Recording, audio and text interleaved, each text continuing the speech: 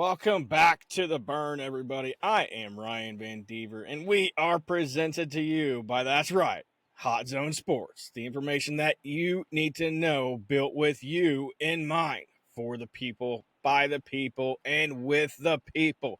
Join the Hot Zone Sports community today. Now, today we have a special guest once again, but this time, this is the big man. This is the big dog to the Kansas Collegiate League Baseball. He is the commissioner. He is also the owner of Wichita Parisi, a speed school here in Wichita, Kansas. So, how's it going, man? Dude, I appreciate you having me on, man. I'm excited to get to chop it up with you a little bit and do some chatting and just kind of talk about what we got going on. So I'm excited. Oh yeah, it's a great time. We got the Kansas Collegiate League Baseball coming up here pretty soon. hmm Got some teams being built. Can you tell us a little bit about yourself? Yeah, Your background and about the Kansas Collegiate League Baseball. yeah, definitely, man. Well, my story kind of starts right here in Wichita. So I'm local to the Wichita area. I grew up here my entire life. I grew up on the north side of town, so up at kind of 53rd Meridian area. So, yeah, so played ball my entire life, and baseball has always been a massive passion of mine. I've always been about the game and trying to give back to it as much as I possibly can, because it gave me so much growing up and playing with different, youth organizations. Obviously into high school, I went to Carroll and I also went to North High. And then from there, I bounced around collegiately a little bit. I went to Newman, then to Butler, and then to Fort Hayes. So bounced around in college, and then after that, kind of started doing, collegiate summer ball and being involved with that and kind of the infrastructure, behind the scenes and coaching and doing recruiting and just kind of doing a little bit of everything for a while, kind of in a intern type fashion, and then slowly but surely just kind of continued working up and doing different things with it. Now, I'm the commissioner and run the league with some teams and got a massive amount of different things that are happening. So it's a lot, but yeah, man, it's my biggest thing is our community, and with all of my businesses, everything that I've tried to do, it's been about our local community and trying to provide different things, different opportunities for the kids that are around here because of, kind of my passion and my story behind how I found my way into college and then, the different things that, led me to get there. And, so it's always been a big, passion project of mine to make this thing, bigger and better and just kind of continue along, baseball and also with Parisi. So yeah, man, it's about our families here in town. It's about the people that we impact, but then it's also, KCLB is a kind of a world known thing now, which is kind of fun, with all the Yeah. players that we bring in and the different things we do. So yeah, man, it's I'm excited. I always tell myself, if I'm not having fun, then I won't do it. And, so that's my big thing is I'm having a blast. So it's a lot of fun, and, I'm just excited to be able to continue to do what I love. So what is the goal or goals, I should say, of the KCLB? Yeah. So KCLB is, it's designed to help baseball players. That's the number one thing. Okay. Kind of our model, if you will, is we are, the league itself is designed around small nonprofit baseball teams. So these baseball teams play in small communities that kind of surround the Wichita area. So it kind of serves two purposes, right? Number one is for the players because collegiate summer ball is a thing that collegiate baseball players need to do to continue to develop their skill sets, to continue to keep working on the game. It's been around for a long time, and it's definitely something that has its own challenges. It has its own unique things. But it is something for baseball players. If you ask or go look around to the best baseball players in the world, you'll find that they come from climates and they come from places where they never stop playing baseball. So there's some science that goes into it, but there's some just kind of cold hard facts as well too. So for us, it's our kind of version of that of being able to offer baseball for these guys from a year-round perspective. Obviously, colleges don't have school in the summertime, so we essentially are filling that gap that allow players to be able to continue to play. And be able to work on their skills. The other point is, we put our teams into these small communities because their infrastructure there allows us for to be able to offer something that is kind of a entertainment type style of a thing for small communities, right? I know you're Yeah. familiar with around here, but for people watching, if you go to a community that has, you know, very small amount of things to do, right? Going to a baseball game on a Tuesday night where it's collegiate level players from across the world that are good baseball players, that forms entertainment, right? You get to know them, and it's a super small scale too.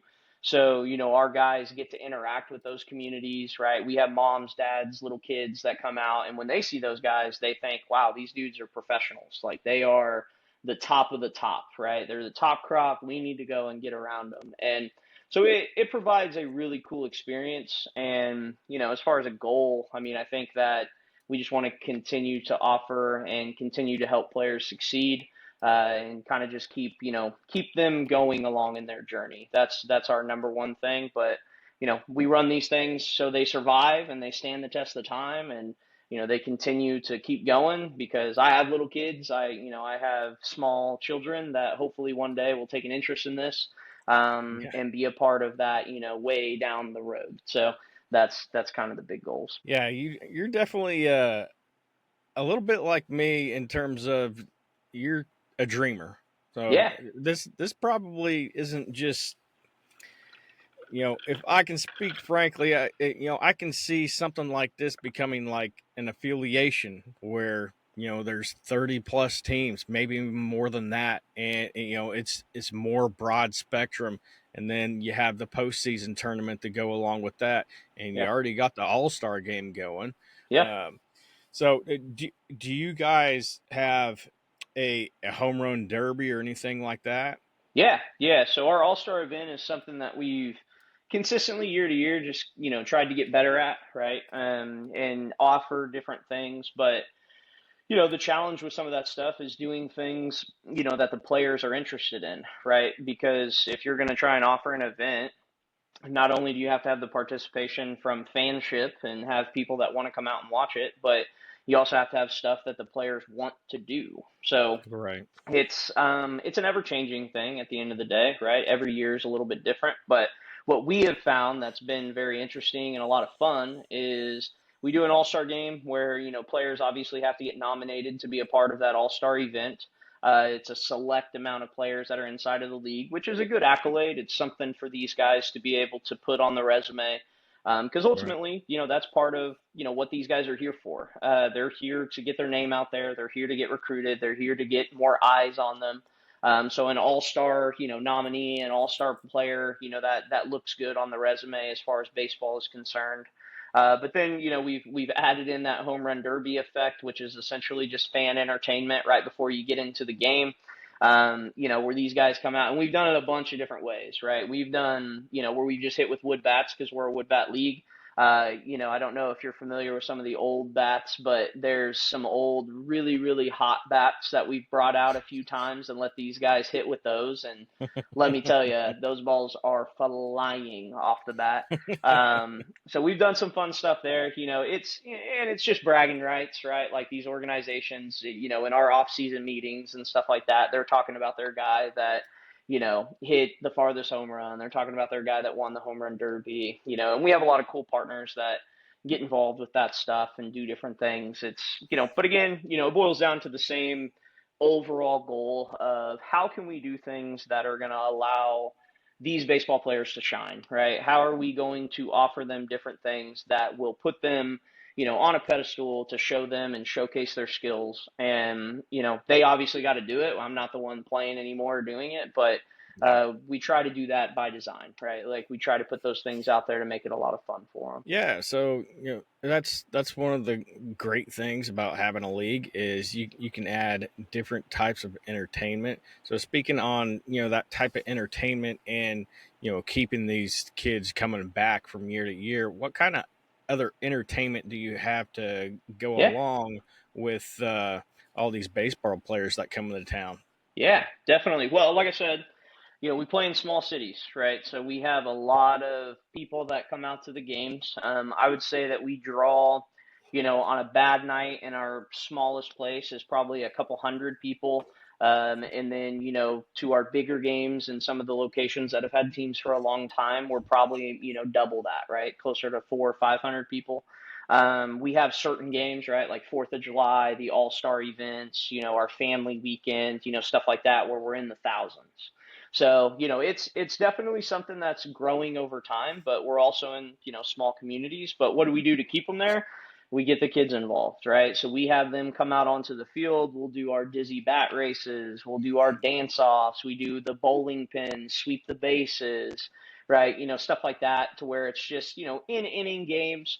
We're not the Savannah Bananas crazy, right? Like we're not the I don't even consider that baseball, but Yeah. whatever entertainment side that is, which it's cool. I mean, do your thing. Obviously, they're doing really well. But, for us, it's just about local community, right? How do we get players to give back to those local communities, right, with that initiative? But, then we always, when we're deciding stuff like that, we always think about, or I think about, what did I watch when I was coming up, right? Where did I go? My uncle was a coach of one of these teams when I was coming up. I used to get to go and be a bat boy. I used to go and hang out around those guys. And, so I remember that. Like, I remember that vividly, even when I was 7, 8, 9 years old. Like, I Yeah. remember being a part of that. And I remember them guys, I have a funny story we'll get to, but I remember them guys, they kind of took you under their wing and they just acted like you were there. And to me, that's what I want to do for these communities. I want these kids to remember these baseball players,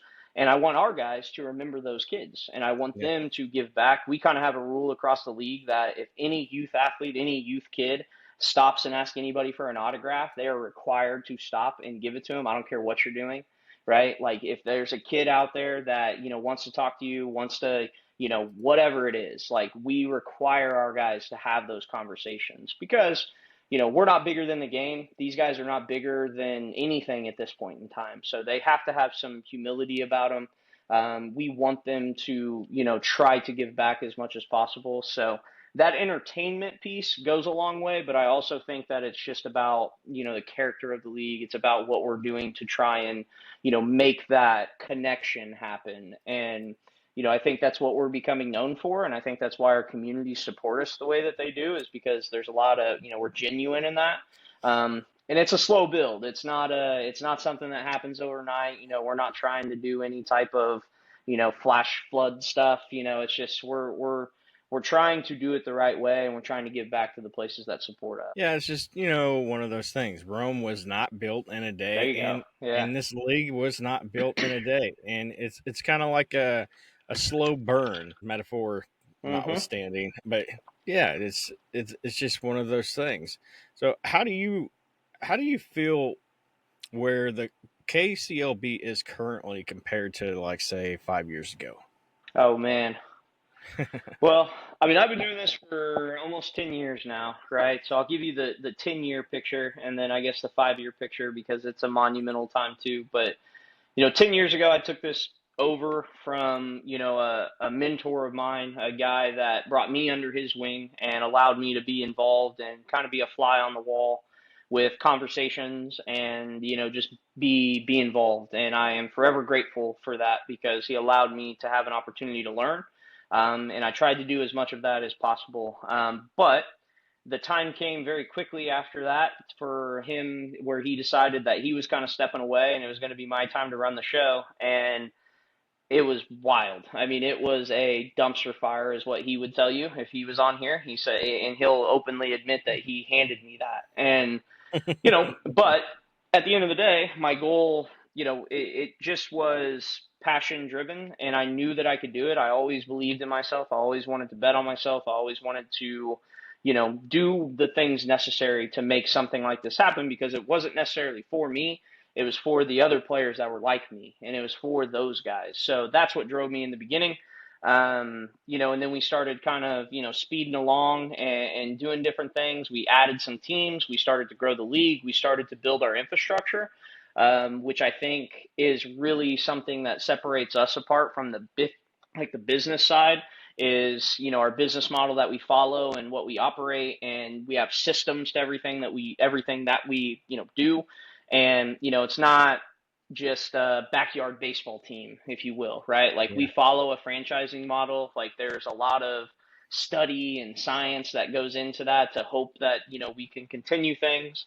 So we've come a long way. Like, when I sit back and think about inheriting the league with essentially two teams, to growing it up to 8 teams. We have 7 teams that are playing in it this year. And basically, we just have a team that's dormant this year because they're an international team, and it was an election year, so there's some crazy stuff there. But it's been a true blessing. You think of 5 years ago, right? We're 2025. 5 years ago was COVID, right? So Yeah. that I had to shut down for that summer, which was, I don't even, I don't know. Like, I was at a very massive crossroads and just trying to figure things out, as everybody, like, it not, Yeah. again, not about me, but it was just, it was something that, we were like, man, what do we do? And then from that 5 year point, we've had all kinds of different things happen where, we've had teams that have been with us that are no longer with us. We have, different changes and things. And ultimately, at the end of the day, you know, my biggest thing is, if you're not rowing with us, then I'm probably going to kick you off the boat. And, that's just the honest truth. If you're rowing the opposite direction, or you're not a team player and you're not somebody who's going to be in it for the right reasons, then, the KCLB ship is going to keep moving forward. And that might sound, cutthroat, I guess, but it's the reality of it. And, my thing is I am all about these players. I'm all about the success of the organization. And for me, it's about, following the systems, making sure that we're doing right by one another. We're playing the game by the rules. We're all on the same page. Everybody's communicating and, taking care of each other in the process. And that's something that has massively changed over the last couple of years is, you know, I've just seen all these different leagues across the country. I've seen all the backdoor talking. I've seen all of the stuff. And I bet, I'm sure that you'll talk to some of our other coaches along the way in this thing, and you'll find out, like, our league is all about one another. Like, our league is about taking care of each team. Our league is, we work well together, right? We put our own, like, team interest aside for, the short term, so that way we can all gain on the long term. Like, it is a massive family. Like, we work really well together. But that's because we selected the right people. That's because we pour into those people. That's because we actually try to do that side of this stuff and not just be about winning and losing, right? Yeah. Not the old man mentality, which is what I call it, where it's just like, I care about me and my organization. I've been involved with a lot of those guys along the way, and that's not how you get longevity. That's not how you stand the test of time. It has to be a we before me mentality, and that's what we have right now, and that's why over the last couple of years things have been amazing. I mean, things have been really, really good, and we're excited about where we're going because we're moving in a good direction. Yeah. Yeah, can you try to explain to the viewers how the rosters work? Like, are Yeah. these kids, are they incoming freshmen, are that are looking to develop before they start school in the fall, or are they graduates who are trying to get some more time in? How does that work? Yeah, so we are what we call is an open league. So technically anybody can play in our league that wants to play baseball, right? So there's no real, we have one rule, and the only rule is that you have to be released from a professional roster at least 90 days before the start of our season. So that Okay. is our league rule that we have.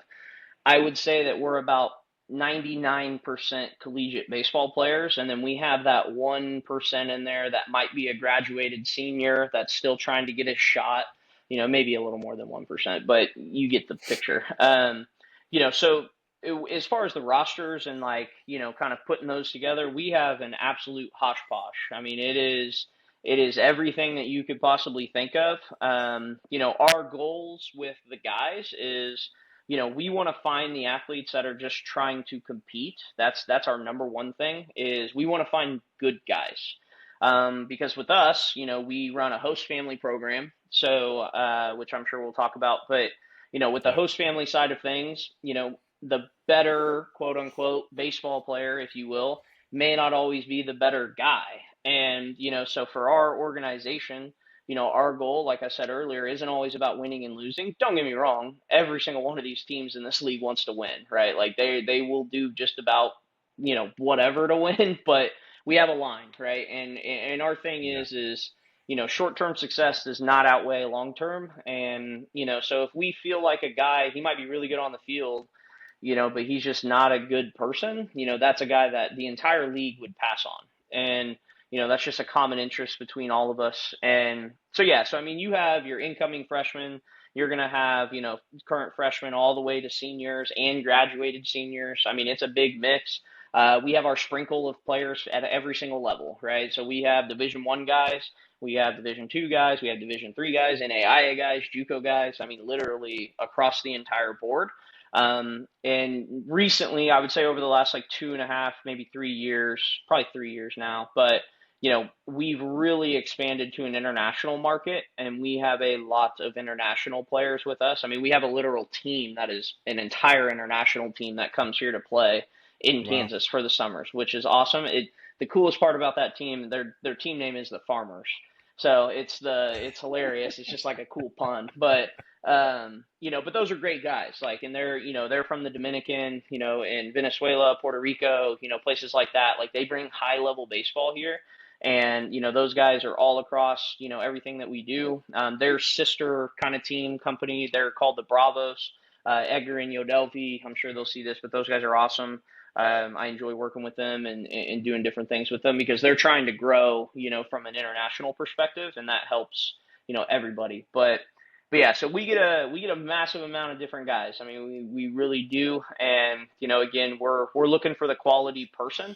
That's our number one thing, and then obviously the baseball side of it is a big piece too. But All right. Well, we do have a question here. Are there any meet and greets with teams from ICT Sports?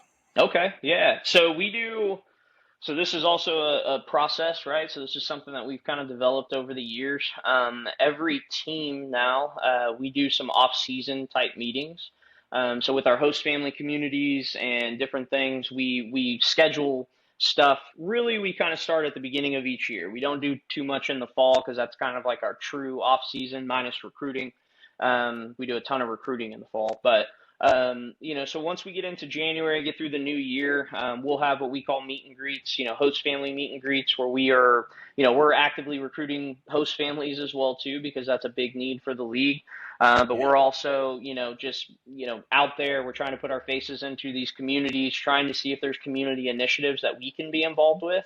Because I think that, that's kind of the biggest idea is, if I can give back, then hopefully, people want to try and, get involved with us and do different things, across the board. So, but yeah, we do different meet and greets. We have all kinds of, options for that. We're kind of coming into the end of those. So if you haven't been involved with one of them and you want to be involved, obviously you can check out any of the team socials that are in the league.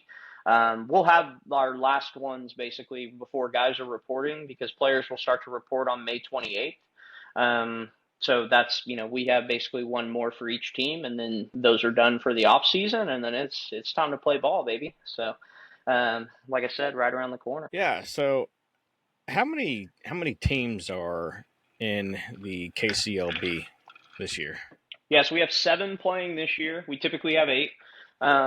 We've had more in the past as well too, but the eighth team this year is that Farmers team. That's the international side of things, and so, but they're still heavily involved. I still talk to those guys all the time. We're still recruiting with them. They're still going to have players, that are associated in the league and going to be a part of what we're doing.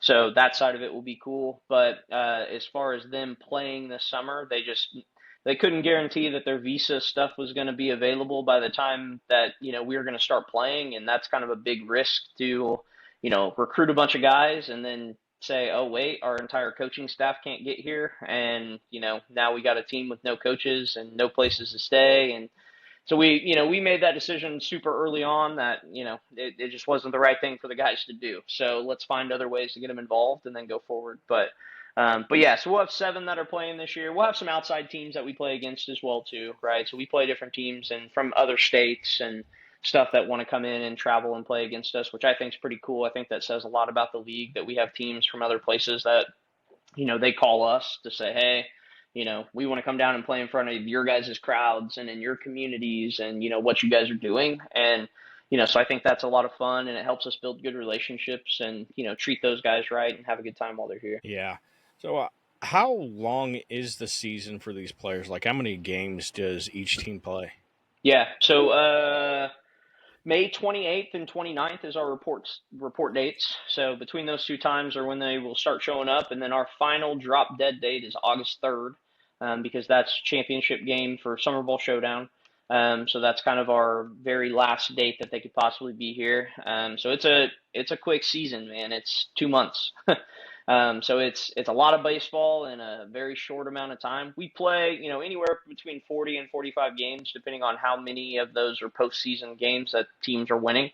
Obviously, maybe over half the teams don't end up quite getting to that 45 mark because they get eliminated. But yeah, we play a lot of games in a short amount of time. So these dudes are busy. They are playing a bunch, and we have our league tournament, and then we play in the national tournament. So our goal is to just get them out there and play baseball and be focused on that as much as possible. Yeah, it's just one of those things. I think with time, there will definitely be more teams that want to get out here because you know just in particular kids getting that extra time, those extra innings, especially pitchers when they're when they're messing around with their arsenal trying to figure out, hey, I need to start perfecting this changeup before Hmm. I go to you know Butler Community College or something like that. Yep. So, can you talk about how these kids are contacted to join the KCLB? Like, do you or someone else do you have to let them know, hey, there's a baseball league here in Kansas where it's pretty competitive and you can develop more? Like, how does that work? Yeah, so it's that's evolved over time as well too. In the beginning it was pretty much me and that was about it to start. And then, slowly but surely we built staff around different organizations that do different things. I would say that the bulk of our recruiting comes from our head coaches. So, the head coaches or, managers of the teams, those guys are the ones that are, essentially recruiting, for the teams. I would explain it like I'm a little bit of more of like an oversight now, and to where it's like, okay, this guy needs to play. He's trying to get into the league. What is the best situation for him, right? So then I can go and look at rosters. I can say, okay, this team has two first basemen, so it doesn't work here. But this team only has one first baseman, so this would be a good opportunity for you. And just try to plug guys into spots that make sense for them. One of our big things is that we don't over recruit for these teams. Our goals are to obviously develop the guys. So we want to make sure that when the guys are coming in, they get good opportunities. They get the chance to compete. They get to work on their skill set. So I always kind of explain it like we're a hybrid style league compared to some of the other ones in the country, where we're about player development, but it's at a super competitive level. Because we want our guys, and I this is my personal opinion, but and not everybody will agree with it. But at the end of the day, if you're not competing and you're not actually working on the things that you need to work on, and you're just getting playing time because you are here, that's not helping you become a better baseball player. What helps you become a better baseball player is earning a position, earning a spot, finding a way into a lineup, battling your butt off to make that stuff happen. Because my goal is to send you back to college better. And if you go back to college and you're a better player, that's all that matters to me. We may never see that kid again, and I've come to terms with that, right? I mean, as far as retention and getting guys back, we do an okay job, but it's just nature of the game, right? These guys are, they're constantly looking for the next opportunity. They're trying to build their brand, right? Put themselves out there, go to different spots. So, it's a big mix of things, but the goal is competition at the end of the day, and we want these guys to continue to develop. So, I got to ask, Yeah. are there any mascots? Oh yeah, yeah. That's been a big community presence project that we've been working on.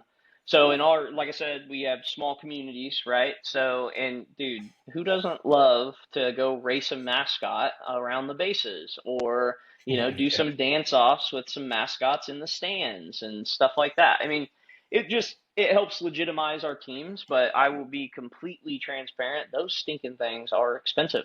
They are not cheap. They cost a pretty penny to do it. So shout out to our communities that the cities have ponied up some money to help purchase those for their local communities. You guys are awesome, because that is probably, I wouldn't say that it's the only thing, but it is definitely something that has helped catapult our local presence in our communities, because our mascots, are kind of, again, it goes back to the same thing, right? If somebody asks a player for an autograph, they stop, they give them an autograph. If they ask them for a picture, they want to talk, whatever it is.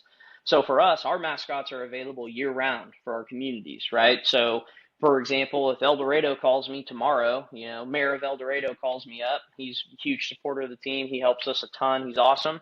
He's like, hey, we need the mascot here. We're like, no problem. We'll make it happen. And then so mascot goes to the fire department, the police station. He gets put in handcuffs into the back of the cop car, like the whole thing. Like they made El Dorado's was kind of our pilot place, and they made the old ESPN commercials with the mascot. They're hilarious. So they have a city manager there.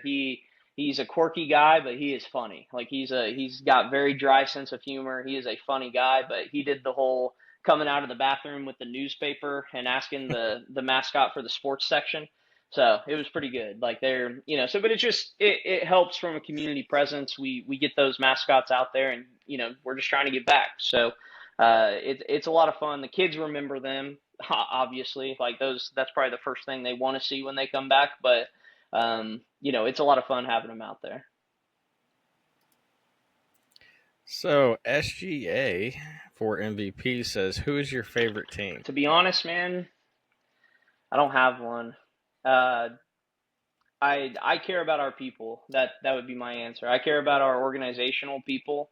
My team of people that help me do all of this stuff. That is my only priority when it comes to the stuff that we're trying to do. Who wins and loses? To be frank, if you ask me at any given moment, I typically know who wins the league each year. But if you ask me at any given moment during the season who's in first place, I wouldn't be able to tell you. And it's not because I don't care about them. It's just who's winning and losing is like the lowest priority on my radar, especially during season.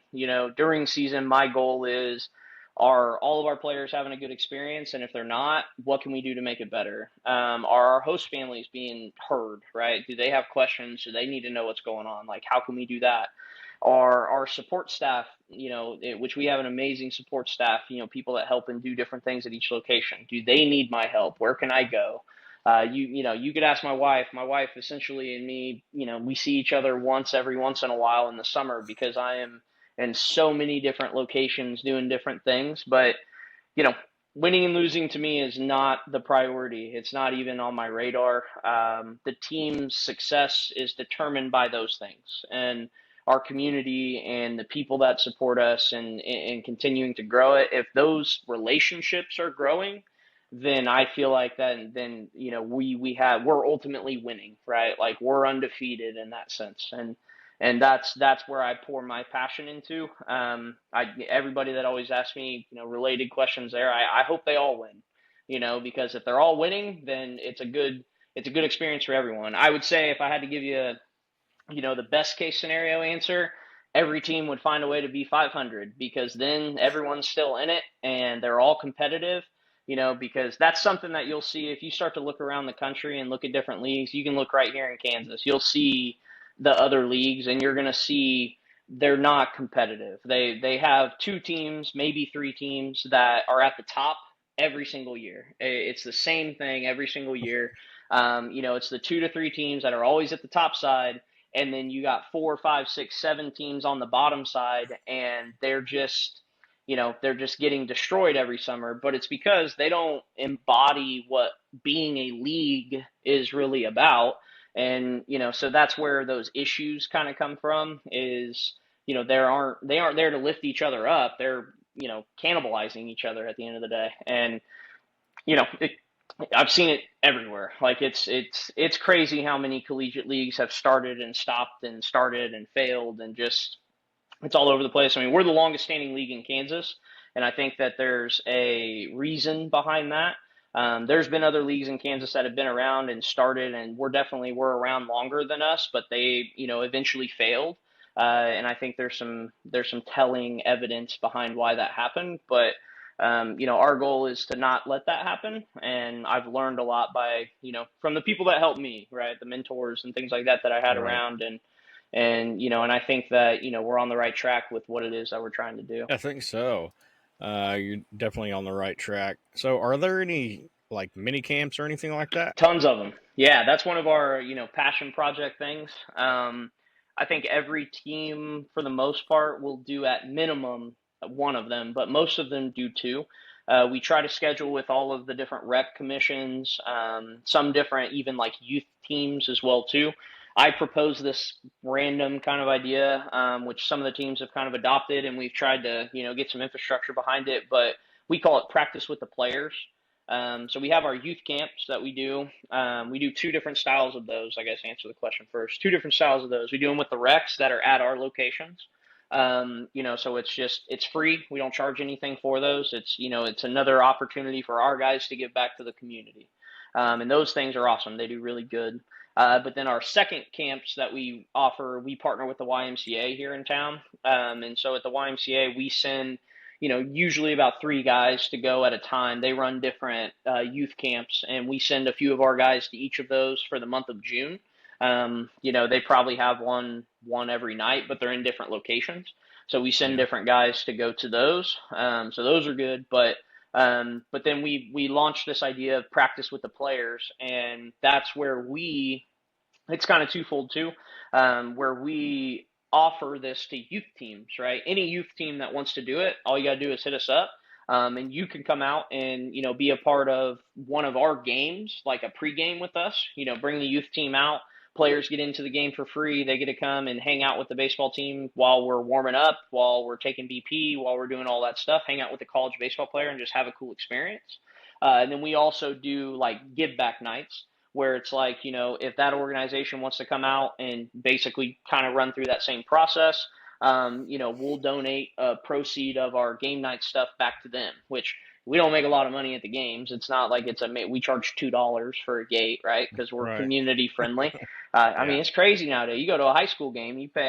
Took the kids and myself to go to just one of our coaches who coaches at Valley. I went to their game, and the lady was like, "Yeah, it's $24 or something." I was like, I don't think I have that much cash. And she took a 20 and let us in. But I was like, holy moly. Like, I can't believe how expensive this has gotten. But, Yeah. and we still get people that complain about our games too, though. So it is what it is. But yeah, we charge $2 for a gate. So, if teams want to come out and they want to be a part of, what we're doing and, give their guys a good experience, like we want them to have a good experience. And, so we'll try and donate some proceeds back, try to help them out, and just give back where we can. So, have the schedules come out yet?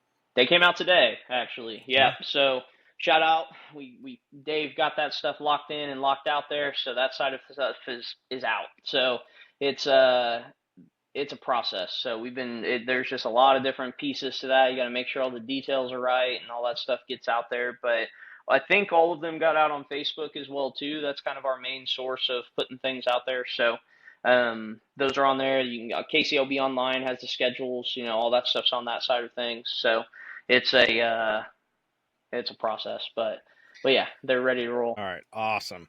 So there are leagues out there where they play their teams 4, 5, 6 games a week, and it's such a massive grind. So Yeah, what is your format like? yeah. So we play closer to 2 or 3 games at a time, and then try to play on a day off. Um, Okay. that's been a big change. It used to be players wanted to play every day.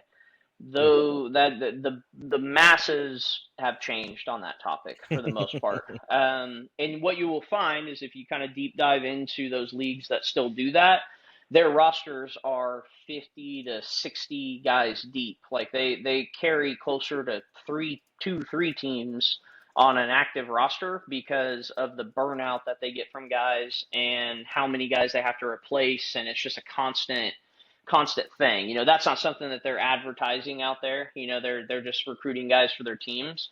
Yeah. Um, but they're a lot deeper than what the common person would understand.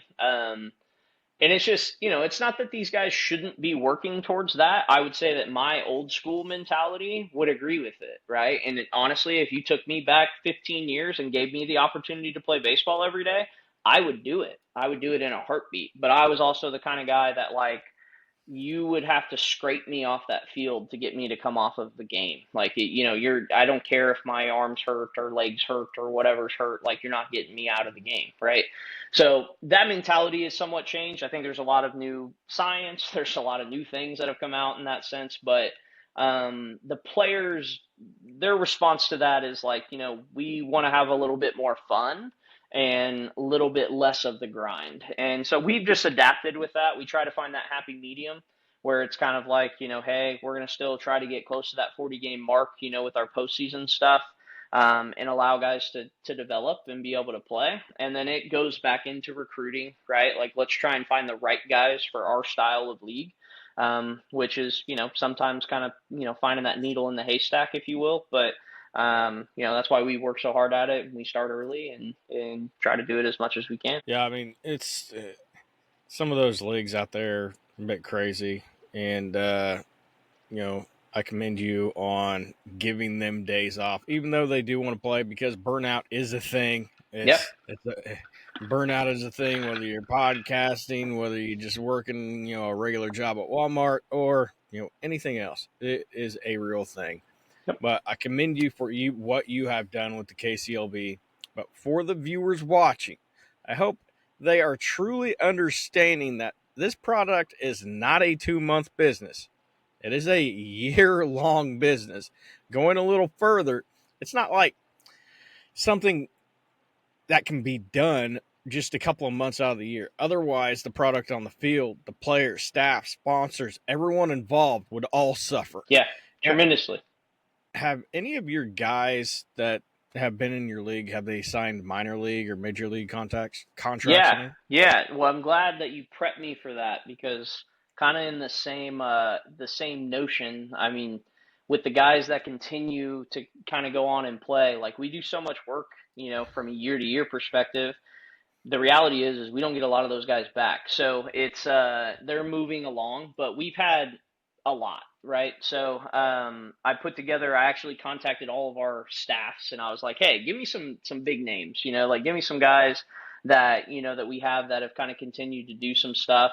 I think one of the local kids, Braxton Hyde, is from here, which I knew of him. He plays with the Rockies. Isaac Tiger played at Butler, which is where I played at. He's with the Rangers. Isaiah Salinas, who got drafted this last year, he was a local kid as well too. He plays with the Orioles, I believe. We've had multiple, like, indie ball guys, guys that have continued to do that. One of my old friends, when you asked me that earlier, Alex Boschers, I believe, is still coaching. I actually am going to reach out to him just to check in with him, because I haven't talked to him in a while. But he's still I don't remember where he's at, but I know he's still coaching, and he's still with some minor league stuff. He's an old guy like me now, but he's been doing it. I would say probably the most decorated player that we've had in the league, that went on to play, was Blythe Madris. He was a guy who actually made MLB rosters. I think he's played with 4, maybe 5 organizations now. He was drafted by the Pirates. I know that. I don't remember where else he played, though. I think it was like Cleveland, the Astros. There might have been one other one in there as well, too. Maybe the Tigers. He's bounced around a lot, but he's probably been the longest tenured, like, MLB player that we've had. I mean, it would be countless amount of guys that have gone on to play some, like, indie ball opportunities and, just things like that after the league. Like, that's very common with what it is that we do. But making the MLB is hard. I mean, it is tough, like, to be able to do it. I've known, I don't know how many, a lot of guys that, have tried to do it, and, they get, signed to, minor league contracts, and, 1 year they're in and 1 year they're out. Like, it's literally that fast. I have guys that I grew up playing baseball with, that are local guys to the Wichita area, and, it's just it's a grind. I mean, it truly is at the next level of what it takes to be able to continue to play from a long-term perspective. So it's, we're fortunate to have some guys that come through here that have done that. I don't, it's kind of my same principle amongst all of the things that I do. those players do that work. They're the ones that are putting in the countless hours and the practice and the constant development into their craft. Those are the guys that go and do it. And, so for me, it's just about helping them when they're around me. It's, whatever I can do when they're around me to try and service them and be a teammate for them, be a mentor, be something that I can help. That's my goal. I don't think I've ever, in all of the things that I've ever done, like looked for recognition through them. Because they're the ones that are doing it, and my job is to do this. Their job is to keep going. And, so I totally understand that side of things, and I wish them nothing but the best. And I hope that those guys continue to play and keep developing and keep going. And, because it gives a lot of younger guys hope. And, I think that's a beautiful thing. Yeah. So let's talk a little bit about host families.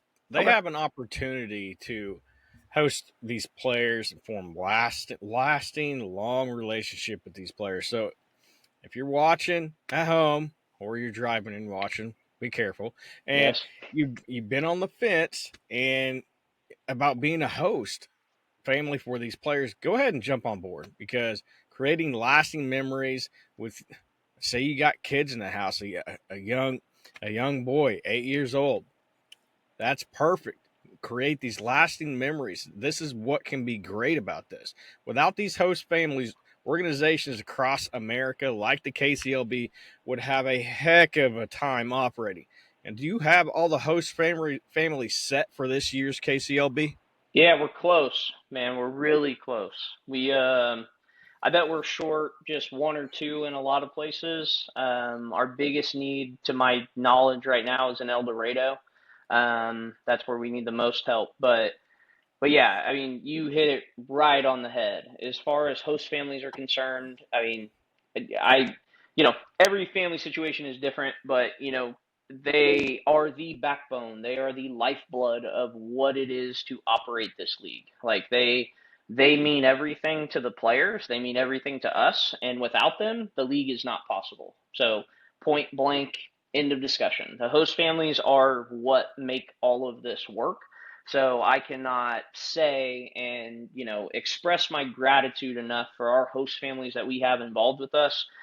We do our best to try and build, real relationships with them. I mean, we're busy, and in the summertime, I don't get a chance to talk to them as much as I possibly want to, but and they understand that. They obviously are in it for the right reasons as well too. But those families, I mean, even from my experience and playing across the country coming up, I still check in with both of my host families that I played with that live across the country from here.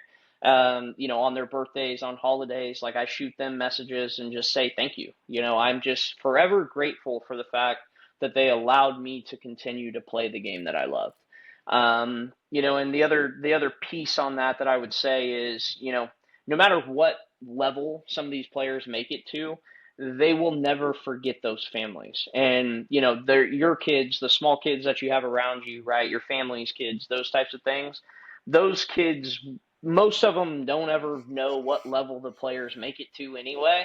They just remember how those players made them feel. They remember that Right. they cared about them. They remember that they played catch with them at the house, that they went and hit with them on their time, right? Like baseball is a beautiful game. It's a community. It's something that connects us across the world, that you can play in a lot of different areas and do a lot of different things. And the gratitude that we have towards it, it really comes out with the host families. Like it really, really does. And without them, it's not possible. Like it's absolutely not.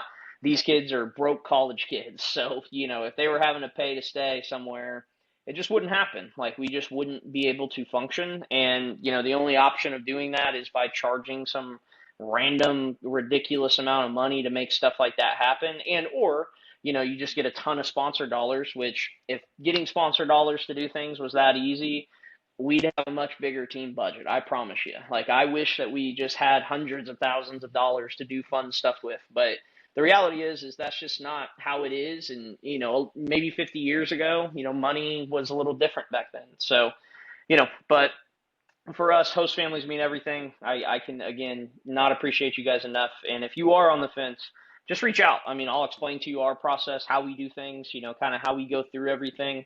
you will leave the summer with something that's more valuable than a dollar. I promise you that. Like you will leave with a relationship that, will stick with you and your family for a long time.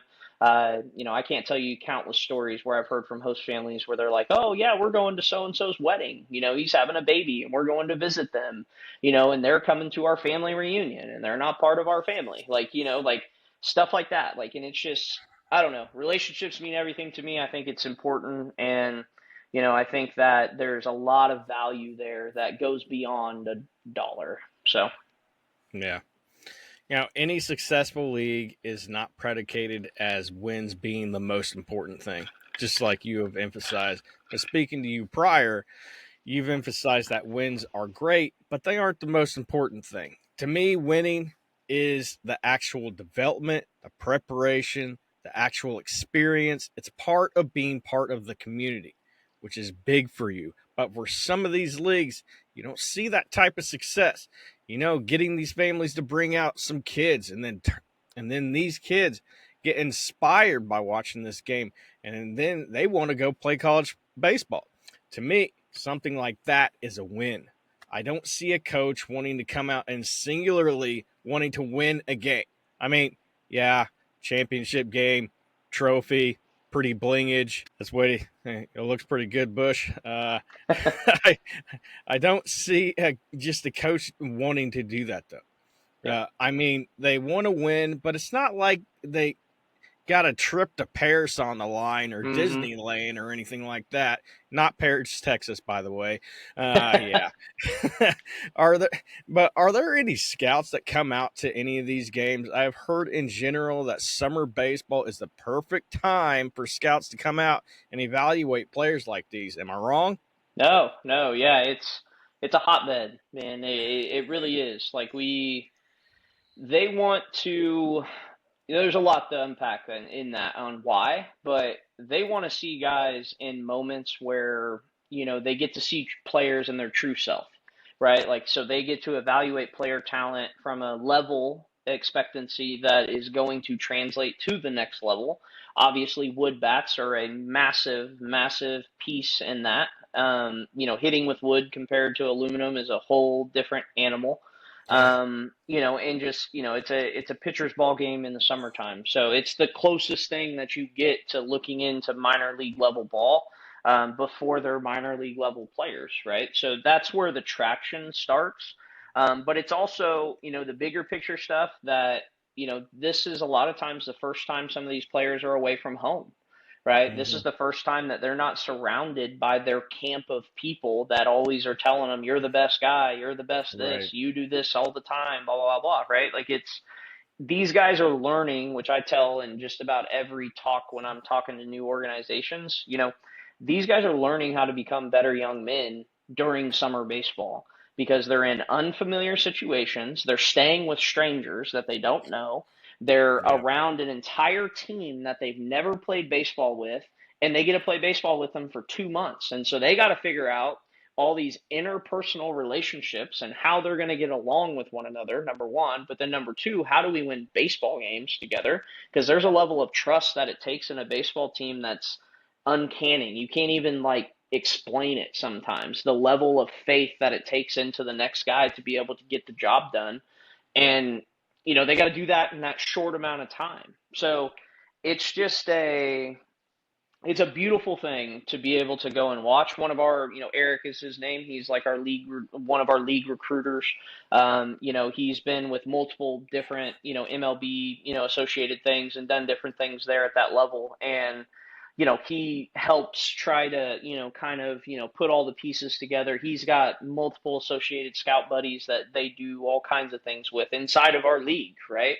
So, Right. we have guys that are inside of our league that are getting fast tracked to these player cards of saying, hey, here's a guy you might want to take a look at. And, so with our, postseason tournaments, the way that we've designed those, the time frames that we've put those in, when we do it, the consistency of doing it, all of the things that we've done have a purpose, right? Like there's a vision behind why we do the things that we do when we do them and Right. why that consistency matters because these guys have much bigger fish to fry than us. So we want to just find ways to make ourselves relevant for them.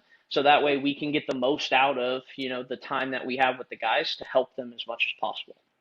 And, so we get a ton of inquiries, we get a ton of calls, we have a ton of good relationships, especially with Midwest Scouts, obviously, because that's where we're located. But, it goes all the way. I mean, I know personally, coaches, on the West Coast. I know guys on the East Coast. I mean, we have, MLB contacts in a lot of different areas, but, our goal is, there's, like I said, there's a lot to unpack when it comes time to make that jump to the next level.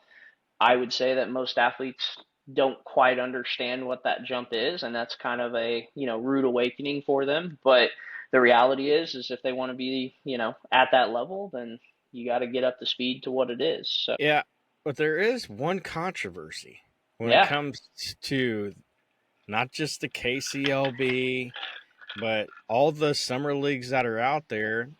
And it's kind of like you're 50-50 on it. You are either number one into training, or you prefer to get real live competition. hmm And so for those pitchers, for example, who would want to perfect their 12-6 curveball, maybe it's not breaking enough, contact Sheldon to join a team.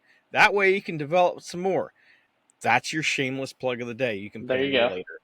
But seriously, you can do as many bullpen sessions as you want, but it's not going to be as good as real time baseball situations. And another thing, failure. Please, for the love of God, why are so many players scared to fail? Don't get me wrong. I was one of those. It comes with maturity. You get better by failing. Say you're wanting to develop that third pitch. You can do that in the summer league like this. Not only that, you're failing and you're developing at the same time. And when you get back to your college teams, you'll see a difference. There's so much progression that can be done in leagues like yours. Say you don't have the confidence to throw a 3-1 slider. Well, this is a great opportunity to get that experience in live competition, to sharpen your tool bag and get back to your college team and go even further with your goals and aspirations, because that is what this is all about. Your desire should be the best version of yourself, and this allows you to do that. I think it's a great opportunity. So I'm going to say it. Real life game competition trumps training. You hit it right on the head. We need to clip that so I can use that on the KCLB website. I'll pop that on as it plays every time somebody goes to the player profile, because dude, you cannot emulate game. It like I There's a ton of research, I'm in that field as well. Like there's a ton of it, and and I don't knock those guys that do the training. Like there's purpose behind it, and there's where it developed from is usually the part that they kind of leave out when they're talking to the 13 and 14-year olds, but that's All a whole right. different combo. But Yeah. the reality of it is it just, the proof is in the pudding. Go look at the guys that never stop playing. I mean, just keep it simple. Go look at the guys that play year round. Go look at minor league baseball players that are playing 150 innings. Go look at the guys that are doing that. Now, granted, they're grown men. They're developed. Like the level of their body is different, and that's also the training portion that they typically don't want to talk about either, right? The amount of usage on the body and when and how and what's the proper and right way of doing it. Like there's a lot of science that goes into it, but the reality of it is we have blanketed from a collegiate perspective, and there's a million things to unpack there too on why they do it. But we've blanketed this. Well, we don't want to get hurt, or we don't want to do this, or we don't want to do that, and it's a blanket answer, when the reality is if you get away from competition for an extended period of time, you're going to slow down. You're going to be behind. That's why they all have ramp up periods when they're coming back. That's why they all try to get them back up to speed when they're coming back to school. All that stuff happens, but then you're going to try and tell me that playing isn't as important. I mean, it's a contradiction. It truly doesn't check out. But I see some purpose behind some of it. Like I won't say it's one size fits all. I'm never that way. I think that there's different situations for different players. I think that there's different reasonings behind certain things, but there's a big difference from your common collegiate player, right? and your high level MLB player. Like there is massive differences between those two bodies. And when you don't respect what those are and you try to blanket say that, yo, well, you can do this, it's just, it's kind of blowing smoke at the end of the day. In every business, not just sports, there are players and workers that are coming in on their days off or staying late to get better, to work on their craft, whether you're a welder or whether you're a shortstop. And I have heard kids wanting to take summers off not to play baseball and develop. To me, that is a massive red flag. When you take time off and don't do summer leagues like the KCLB, shameless plug again, these other players are getting ahead of you while you're standing still. And to expand on that, you could be going to college in a couple of months, and this could be the difference of how you perform once you get there instead of you lagging behind. A big difference getting more innings under your belt and impressing other coaches nationally or coming in ill prepared. Nothing outperforms hard work. It's just the way it is. Have you run into anything like this? Oh man, all the time, literally every day. And I mean, that's where I talked about this on the phone today. Alabama A&M, talking to one of their coaches today. And I explained to him, I said, there's a big difference in this day and age between a baseball player and somebody who wants to play baseball. They're just two different animals nowadays, right?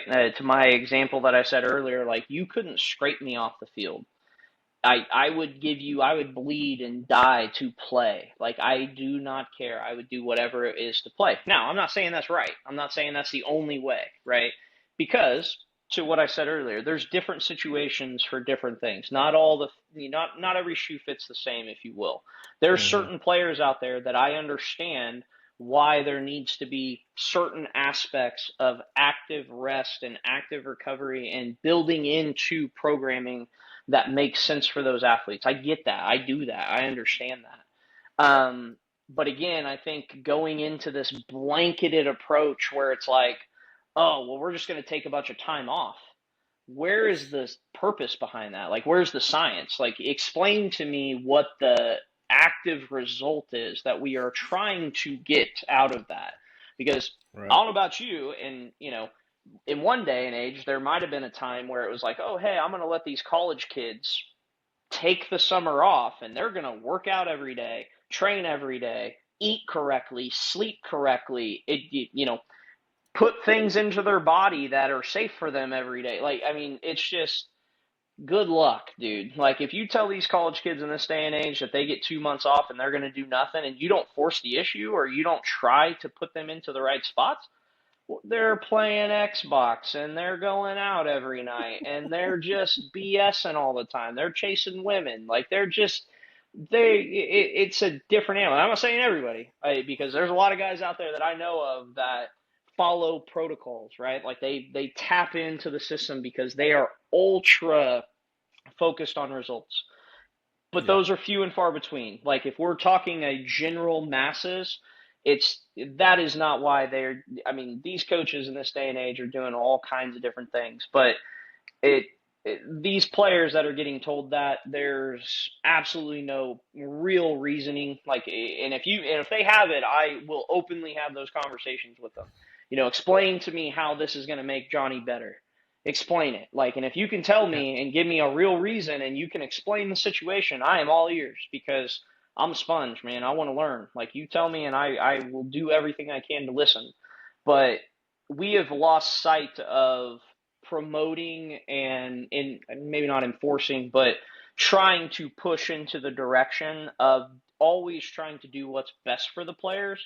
What I have noticed across the country with all the coaches I talk to, which is hundreds of them, is with the NIL and the transfer portal and the way that all college sports are heading, it's easier to shop a player than it is to develop one. Yeah. And that's just where collegiate sports have kind of gone to. And so with these guys, when we talk to them, and I'm not naming any schools because I ain't trying to put myself on the map, but when we talk to some of these schools, they'll be like, oh yeah, all our guys are placed. And I'm like, all of your athletes in your baseball program are playing in a collegiate summer program? Like, are you really telling me that right now? No way. Like, and then when you start to dive into those things, which is crazy that you would even have to, but we start to dive into some of that stuff, and it's like none of them are playing, none of them are going anywhere, none of them are doing anything. You know why? Because more than 40 to 50% of that team ain't even going to be there next year. And they Uh-huh. already know that. They constantly are already replacing guys. And it's just a cutthroat thing. There's going to be a lot of changes over the next 5 to 10 years, I would guess, that, kind of lay into some of that law of, what's going to be allowed, what's going to cap here, what's going to happen, how does it happen? So that's a whole mess of things. But, by a rule of thumb, and I don't think that there's, I mean, common sense tells you any industry, any job, anything that you do, right, to master something, right? What do they say? 1,000 hours, 1,000 hours to master a craft. And when you think of how long you play in a year in a baseball season, right? Do the math, like see where you're at, see how long it takes to get 1,000 hours, right? And players are not getting anywhere close to what they should be doing to develop to a professional level, right? To try to have the opportunity to play at a professional level. Whether that's ego and they're just not willing to accept it, whether it's, they just want to be lazy or whatever the case may be, I don't know. There's a lot of variables, but to be able to do that, which is a point oh whatever 1%, it just takes massive amount of dedication, and most normal people don't have that, and that's just the harsh reality of why professional sports are so hard. Yeah, I for some reason I don't think that Paul Skeens was just in his room playing Xbox and not growing his game. But we Yeah. do have a comment here. Gage Walker says, "Talk about the really good coaches, if we have any." Well, yeah, that's a Mr. Gage Walker himself from the league. So I did send this out. I sent this out to all of our coaches and the staff. So hopefully they were able to log on. I'll start by saying I appreciate all you guys more than you know. Without you guys and your dedication to what it is that we're trying to do for these players, wouldn't be possible. So, and I know, at the end of the day, these guys don't make a lot of money. Most of these guys are working in many different areas, but they care about the players, they care about the game, and they care about giving back. So, I will say that to every single one of the guys that we have inside of my staff of people. You guys are amazing, and and I know that we push each other to be better, right? Like we hold each other accountable. We constantly are working the right direction. But yeah, Gage has a cool story. So he's played in the league, coached in the league, kind of like myself. I played in the league, coached in the league, right? So he's kind of followed in that same realm of things, and now he's worked his way up. He played, wasn't a volunteer assistant to a paid assistant to a head coach, and so now he runs the ball club in Mulvane. He also works at Heights, so he does some high school baseball there as well too.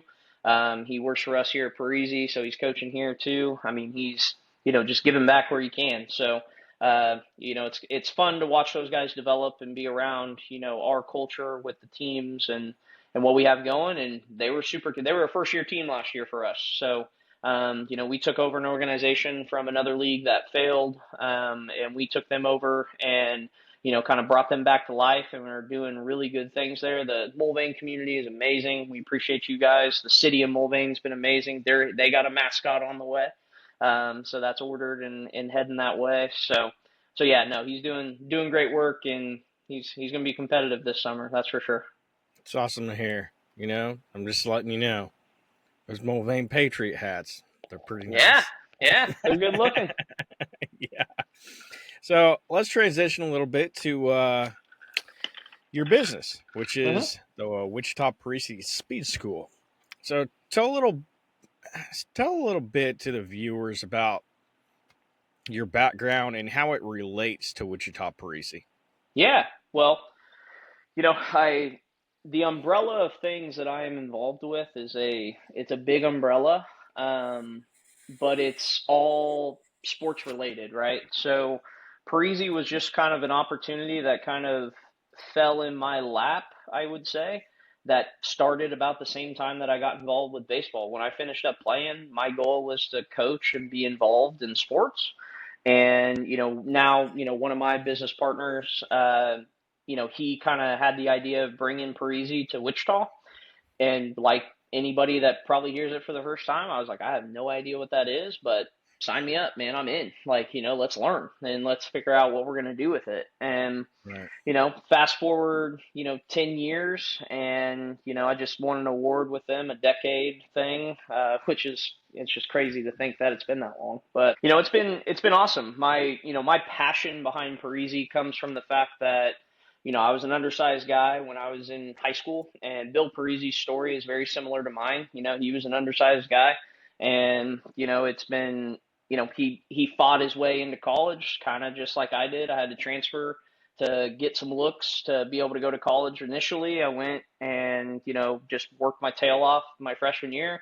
Had a really good freshman season. I was the only freshman on a first year Division II team. Got to play a lot and kind of showcase my skills. And after that, kind of bet on myself. I ended up going to Butler, had a great experience there. Didn't have the best year, numbers wise and things like that. But then I ended up transferring to Fort Hays. Went there with our head coach, Steve Johnson, who went there, who was a huge piece of my, development and career and what we did there. But, Parisi's passion, comes from that story. It comes from the fact that, I was fast. I didn't know why. I worked hard and I constantly wanted to compete. And, that's kind of Parisi's, image is, finding ways to get an edge and being able to find ways to compete at a high level. And, I've developed my own, kind of coaching philosophies and the things that, we live on a day-to-day basis with Parisi here, to help our youth athletes and to help them start to formulate a game plan of, if you want to play sports at a high level, here's how you can start to understand what that really is going to mean. Because I think that's a massive disconnect in youth sports in this day and age, is that, everybody plays in 3, 4, 5 different sports, and they play at all times of the year. And, the realities is there's not a lot of multi-sport athletes in college, and there's a ton of science behind that. But, it's just, we want to help youth athletes understand what that's going to look like, right? So let's plan. Like, let's start to put the pieces together for you to be able to become successful. And, my background, essentially comes from the passion. And then, I didn't go to college for that. Like, that wasn't my first thing. I went to college for business. I graduated with 2 bachelor's degrees in business administration and business communications. I went to college to play baseball, and, I ended up with those. So, past that, I just have, day in and day out, just bought into our kids and bought into their journeys and what they're trying to do. And, that's what's kind of led us to our facility now and the things that we've been doing, and, just kind of grown.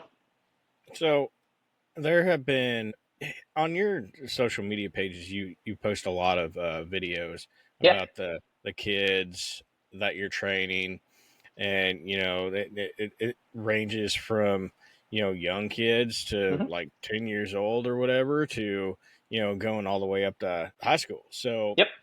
let's just go ahead and show some of these. My name is Braden Pappas, and I play basketball, football, and track. Every time I reach a goal at Parisi, they like to raise the bar and push you more and more. Parisi has helped me become one of the strongest guys and one of the fastest on the football team. Pappas, great cut off of left tackle, cuts it into the secondary. It'll be 1st and goal inside the 5. Parisi's helped me turn into a dog. I've been coming to Parisi for 9 or 10 years now. I plan on coming here all through high school. And then we have another one right here. When I first came into Parisi, I was about 16 or 17. I was a junior in high school. I wasn't the most mature athlete, but I did know that I had a passion for my sport and I wanted to take it to the next level. So essentially coming in after school every day really motivated me, because I was also in there with other girls that wanted to get faster and stronger. You're gonna get in here and you're gonna get work done. You're not gonna come in here and be lost. You're always gonna have a workout plan and someone's there to guide you. It's just a great environment. So I've been at Parisi for about 5 years, and I came here specifically just to work on my speed and get faster and prepare for college soccer. The coaches here are amazing, just with telling you what exactly you need to work on and getting you better in specific areas. Parisi has just been kind of my home away from home, just a place where I can go to work on myself and become not just a better athlete, but a better person. So that just right there, like you can tell that all of your hard work, all your determination, all of your passion that you pour into Wichita Parisi, it's not about being just a coach. You want to be a coach that can relate to all of these kids. When they're going through a hard time, they can just come by the facility and just hang out with you. And by watching all of these testimonies, that's what I believe that you got going here. It's got to be one of the most successful training schools that you got in Wichita, if not the state of Kansas. Yeah, man, we are, we're fortunate at the end of the day. Like, at the end of the day, those families, those athletes that you heard of, they mean everything to me, number one. And they have bought into the stuff that we're trying to do from a long time frame. Like, some of those athletes have been with me for a very, very long time. And I think that speaks volumes in the sense of what we're trying to do for them, but also in the sense to them, their hard work, their dedication. The girls, I mean, Sophia, I heard her voice. She came in. It's just funny today. She came in today. She's finished playing now. She went to KU, played softball. Great athlete. One of the strongest female athletes that I probably have ever had. One of the hardest working ones as well too. Just super dedicated always, like never question, never nothing. And trust me, we work in here. Like, I mean, she was one of my OG selects, like it's a program that we have here. And I mean, it started during COVID, just kind of out of necessity of certain things. And, so that thing grew and grew and grew. And, with that, it's just continued to keep going and moving the right direction. And so with her, I mean, she's, like I said, just it's awesome to hear that. Pappas, the other guy, the football player, he's a goofball. I give him a lot of, just a hard time in general up here. He's like my gym son. So he's a guy that is in here every single day, quite literally. He was here today. I always call him Chubbs because, we're trying to put some weight on him. He's a little guy, but well, he's not little, but he needs to put some weight on if he wants to play college ball. But but they just, it's about them. I mean, I'm just a piece of that puzzle. I have a ton of gratitude to their families, to, their parents, to the people that trust me with their athletes. Like that, at the end of the day, is why I do what I do. I mean, it truly is. They're a piece of that, I guess. And, Haley was the other girl on there. I recognize her voice as well. She had a great career. She played at Friends. So local girl, went to Mays, played here. The other part of all of them, they're intertwined with all the things that we do, right? So like those athletes, we try to provide them opportunity outside of just their sport. They help with, different camps that we do. They help give back in the summer times. Like they help do some of the baseball stuff, right? Like it's just it's a big family. And, our thing is that we want to try to continue to provide those opportunities for them and keep helping them. But, as far as the Parisi side of it, I take nothing in that. Like I look at it as a slight, brains of the operation, but all I'm doing is, I'm with them and I grind it out. I try to give credit to my wife, my family, the people that allow me to do the things that I love, like that side of it. None of it would be possible without that support. And, my team, the people that we have here, everybody and those guys know who they are. And, it's a fun thing. Like it's truly impactful. I think it's fun. And I think that we're, moving in a very, very good direction with our new facility, and the different things that we have happening here. I mean, it's just been a blessing. Everything happens for a reason, timing by, God happens, man. And it's, there's a lot of pieces of that. And it's just, I'm thankful, ultimately I have a ton of gratitude. Yeah, that's awesome. And yeah, you can tell that these kids, that they have some love for you. I visited your facility and some of them are just waving at you. They know who you are, and they have love for you. But that's going to be it for this episode. Thank you, Sheldon, for your time. This conversation has been immaculate. I just had a great time talking to you. It has been truly a pleasure. I'm sure I can speak to all of the coaches, all of the players. I can speak for them and say, you know, you are one heck of a driving force for not only the KCLB but Wichita Parisi itself, and it's just extraordinary what you've done here.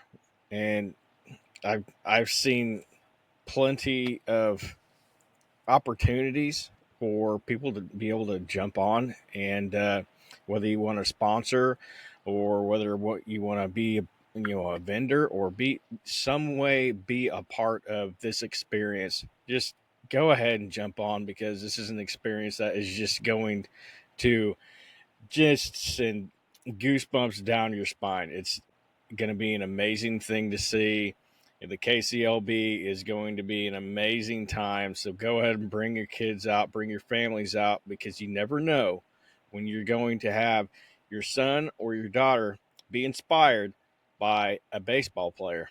And for those of you wondering, I am going to be doing a lot of media relations when it comes to these games, because they don't get the coverage that they deserve, and I want to be a part of it. And so there's going to be reels, there's going to be videos, but I also want to let you know that there's going to be another episode that drops on Thursday. Now, this episode, we're going to start getting more involved in the KCLB. So Tessa's Army, they were the 2024 champions, and we're going to be interviewing Tessa's Army, and there's a big story behind it. For those of you that don't know, I'm not going to tell the story, but I will give you a little teaser. There is a reason why this team is called Tessa's Army and not called the Wichita Walnuts, right? There is a reason for that. And, in that episode, we're going to divulge that information. And then also we're going to be interviewing the Valley Center High School baseball coach, and he is coaching the Park City Rangers. And so we're going to be having a conversation with him as well. And so stay tuned. We got a lot of good stuff coming for you this week, and that is going to be it. So thank you, Sheldon, for coming on to the live stream. It's been awesome. Yeah, man. Well, I just kind of last thing going out, I just want to say, one, Ryan, I appreciate your time. I appreciate your work. I appreciate you caring about all of the different initiatives and the different people that are here and trying to do something, right? Getting involved and pouring in, because you work and you do what you do on a day-to-day basis to provide and support and do the things for your family. And then you're up with me at, 8:30, and you're probably going to be up for another 2 hours getting all this stuff lined up and put out there. So, I know there's a lot of behind the scenes things, and that's where the going gets tough, if you will. So I appreciate your efforts. I appreciate what you're doing. I appreciate just everything that you're trying to be about, and I think that matters, and I think that you should be recognized for that part of that. But for the viewers and the people that watched, I appreciate you taking the time to take a look into what it is that we got going on. And at the end of the day, I hope that you guys, liked what you heard and you want to support and, just be a part of something that's growing for our local community and, be a part of, the initiatives and the things. And, if I'll leave you with anything, I learned this last year. This was something that I have always left a lot of my conversations with, and it comes from, I trained the indoor professional team here for football, and those guys were awesome, but their head coach, Solomon, he would always say this at the end of practice, and it's just stuck with me. It resonated with me. It's one of the things, but it says every day you wake up with a chance and a choice. And, if you woke up, right, that's basically the chance, right? Because you may not wake up tomorrow. And so when you wake up at that point in time, you get a choice, right? You get a choice with what you're going to do and how you're going to, leave your mark on the world. And, I have a ton of mentors and different coaches, and it's just something that I hope more people resonate with the things that you're trying to do, the things that we're trying to do, and just get out there and go after your dreams, bet on yourself, keep working hard. And if there's anything that we can do for anybody that's paying attention to what we're doing, just holler at me. I'm easy to get a hold of, and I would be happy to try and help and do whatever I can do. Absolutely. Thank you for those kind words. It is a grind, just like any dream out there that anybody has.